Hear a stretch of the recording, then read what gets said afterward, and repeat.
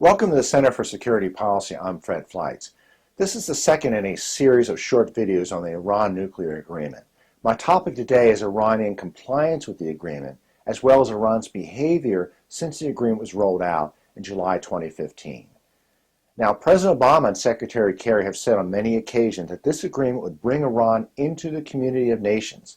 They've also said the agreement would make Iran a reliable partner with whom we could cooperate to bring about peace and stability in the Middle East. So how's that working out? I'm afraid not so good. As I discussed in my last video, under the nuclear agreement, Iran was supposed to cooperate with an IAEA investigation of its past possible nuclear weapons-related work.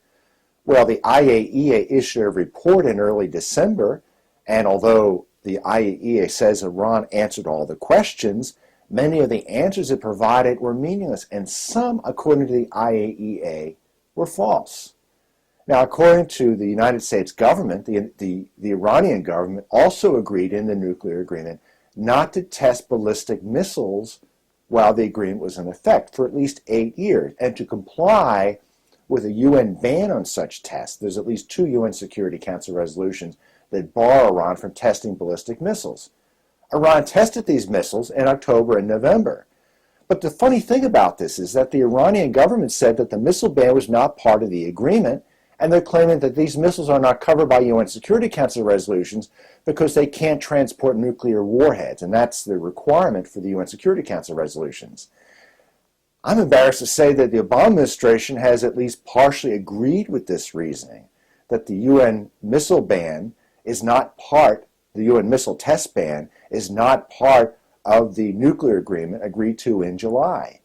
Whatever the U.S. government interpretation is, it's pretty clear that the Obama administration has no intention of holding Iran accountable for what seems to be a pretty obvious violation of what Secretary Kerry and President Obama claimed was part of the agreement when they sold it to the American people in July 2015. We also know, since the agreement was announced, that Iran has stepped up its aid to the Assad regime in Syria, not just sending weapons, but sending Iranian troops and Hezbollah fighters to fight with the Assad regime. This is since the agreement was rolled out in July of 2015. Iran is also continuing and has probably expanded its military support to the Shiite Houthi rebels in Yemen. And finally, there's the prisoners. There were 4 American prisoners who were being held by Iran when the agreement was rolled out in July of 2015. They are Amir Hekmati, a former Marine who was arrested in 2014, Jason Rezarian, a Washington Post reporter who was arrested in 2012, Robert Levinson, a former FBI agent who was arrested in 2007, and Pastor Saeed Abedini, who was arrested in 2012. Now, the Obama administration said that no action was taken to free these prisoners under the nuclear agreement because the agreement was only about nuclear issues. It was not to deal with other issues. It was simply to address the Iranian nuclear program. But other issues were addressed in the agreement.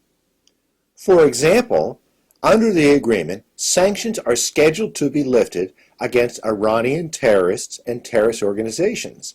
These include the Iranian Revolutionary Guard, as well as IRGC Commander Qasem Soleimani, who provided weapons responsible for killing hundreds of U.S. troops during the war in Iraq, and Ahmad Vadidi, a former defense minister and IRGC commander who participated in the 1994 bombing attack on the Jewish Community Center in Buenos Aires, which killed 85 people. These organizations and terrorists have been designated as such by the United States government and the European Union.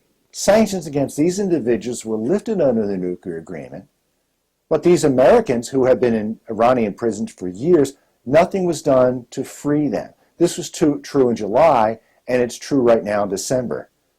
But wait a minute, it gets worse. In addition to continuing to hold these individuals, Jason Rezarian, the Washington Post reporter, has been convicted of espionage and sentenced to an indefinite prison sentence. But wait, it gets worse. There are 2 other individuals who have been arrested since the agreement was rolled out in July.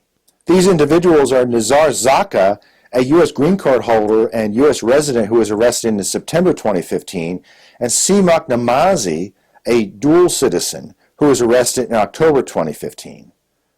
So there were 4 U.S. citizens being held prisoner in Iran when the nuclear agreement was announced. Now there are 5. One of them, a reporter, has been convicted of espionage, and an additional person, a green card holder, has also been arrested. We have Iran intervening in Syria, not cooperating with the agreement, testing ballistic missiles. As I've said before, this agreement is a fraud. It's national security fraud. It's getting worse and worse day by day. And I think it is incumbent upon the U.S. Congress to do everything possible to stop this agreement, and for every presidential candidate to pledge to tear up this terrible and dangerous agreement on his or her first day in office. I'm Fred Fleitz. Thanks for watching.